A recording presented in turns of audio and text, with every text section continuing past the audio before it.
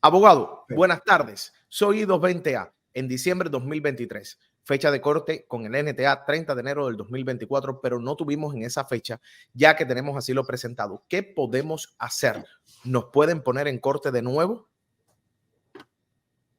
I220A, diciembre de 2023, fecha de corte, NTA 30 de enero del 2024, pero no tuvimos en esa fecha ya que tenemos asilo.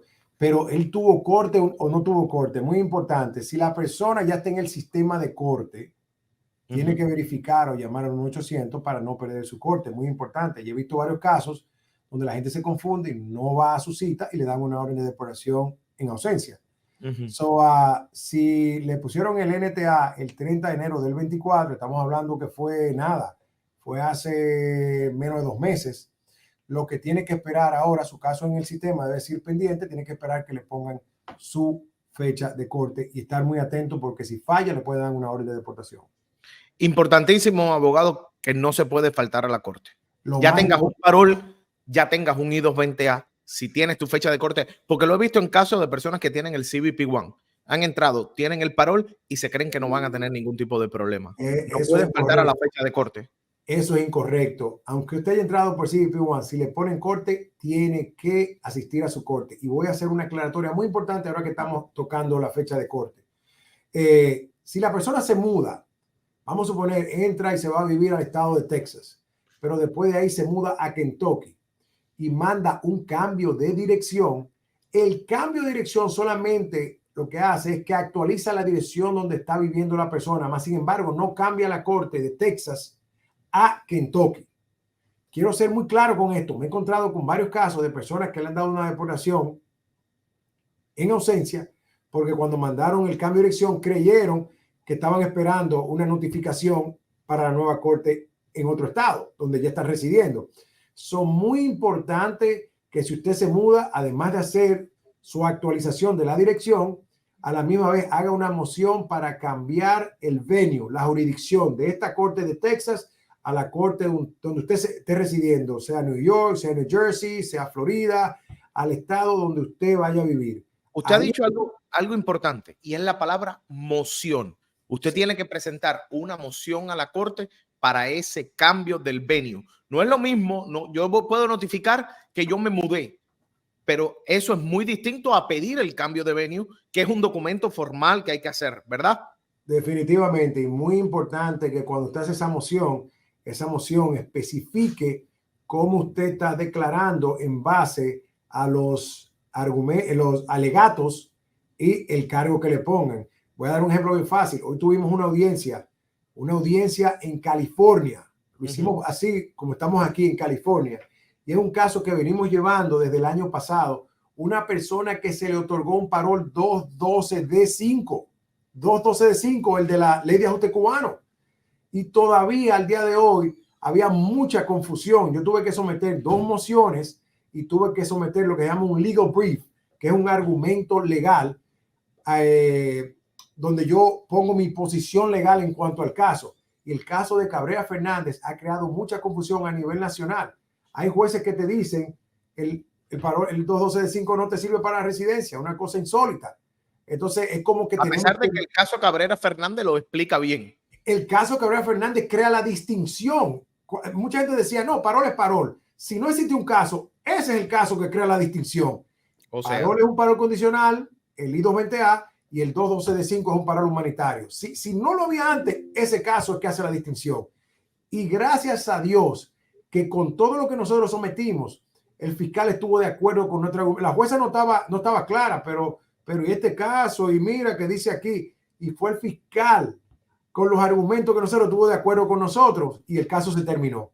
Mira cómo son las cosas. Es muy importante cuando usted haga una moción que explique muy bien, ya sea para cambio de jurisdicción o para terminación, poner los argumentos correctamente para que le cierren su caso o le cambien el caso a una nueva jurisdicción. Dice Marixa, hola Daniel, mi hermana con I220A sin fecha de corte aplicó a la residencia y USCIS se la negó. ¿Qué debe hacer? Ok, cuando te niegan la residencia, tú no tienes derecho a apelar, más sin embargo, tienes derecho a hacer una moción de reapertura o una moción de reconsideración. Tendríamos que ver por qué le negaron a ella o a él Daniel, a mi hermana, a la hermana, teníamos que ver por qué le negaron a ella a la residencia. Sabemos que Inmigración dijo que bajo el caso Cabrera Fernández, ellos lo iban a negar.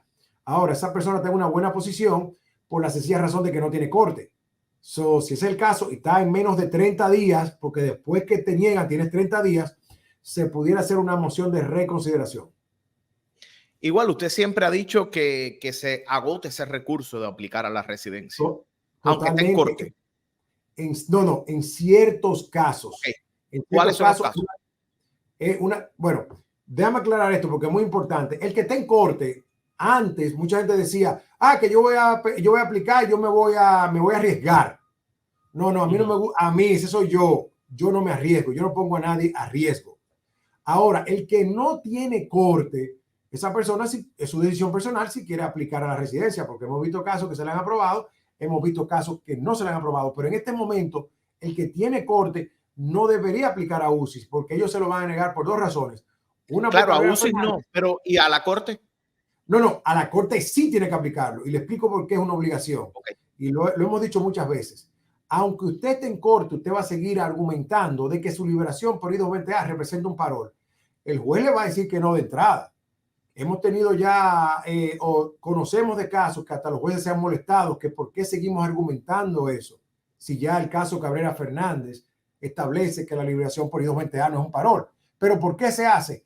Porque usted tiene que preservar ese recurso para que eventualmente si usted pierde su caso, va a una apelación, usted pueda decir, el juez se equivocó al negarme la residencia. Y si pierde nuevamente en la Junta de Apelaciones, va a la Corte del 11 Circuito para los que viven en la Florida y usted sigue argumentando, sigue preservando ese recurso. Si el día de mañana sale una decisión positiva de la Corte de Apelaciones del 11 Circuito, entonces las personas se van a beneficiar. Por eso es que yo digo que el que esté en corte por obligación tiene que hacerlo. Dice Dania, abogado, mis dos sobrinos entraron en el año 2022 por el programa MPP Casilla 1. Ya hace 9 meses pidieron la residencia y nada de respuesta. Ambos con corte. Bueno, ambos con corte. Si tienen corte, si entraron con el programa MPP, entonces son casilla número 1, Arriving Aliens, extranjeros arribando a los Estados Unidos. Ellos no podían aplicar con el juez porque el juez no tiene jurisdicción. Es UCI que tiene jurisdicción. Pero he visto casos que UCI te dice, ve, ciérrame primero el caso en la corte y luego ven que yo te apruebo. Tuve un caso así, muy cómico. Nos metimos casi 2 años, logramos cerrar el caso en corte, luego le aprobaron la residencia a la persona. Mira, esta pregunta también, abogado, me la hacen muchísimo. Un niño de 5 años que entró con el parol de Nicaragua, ¿hay que hacer permiso de trabajo para obtener el social? Gracias. Lamentablemente, la Oficina de Seguro Social tiene un requisito. Yo sé que el niño no va a trabajar con 5 años, eso lo sabemos, pero hay que hacerlo para obtener el seguro social. O sea, es la única vía que les queda en ese punto. Tú puedes ir a la Oficina de Seguro Social, enseña tu parol, tu sello, tu pasaporte y todo, y ellos te dicen que necesita alguna documentación, obviamente, en este caso, el permiso de trabajo, para poder emitir el seguro social. Si la persona quiere tratar, que trate, pero es muy probable que le digan que tiene que hacer el permiso de trabajo. Vamos a cerrar con esta pregunta. Dice, buenas tardes, Daniel y abogado. Mi hija y yo aplicamos al parol en noviembre del 2022. ¿Ustedes piensan que aún hay oportunidad de salir aprobadas o podemos reaplicar de nuevo? No. Como ya lo dijimos, de que hay una posibilidad, hay una posibilidad. No importa que se hizo en noviembre del 22, esta persona tiene que ser venezolana porque fue en octubre del 2022 que comenzaron los venezolanos. No tiene que hacer una nueva aplicación. Todavía existe la posibilidad de que lo aprueben. Y les recomendaría que actualicen, que el patrocinador actualice en su caso con nueva evidencia porque hace mucho tiempo, que ponga los nuevos taxes, las nuevas cuentas de banco, algo que sea positivo y haga una carta preguntando cuál es el estatus de su caso, pero no lo duplique porque es una razón para que se lo niegue.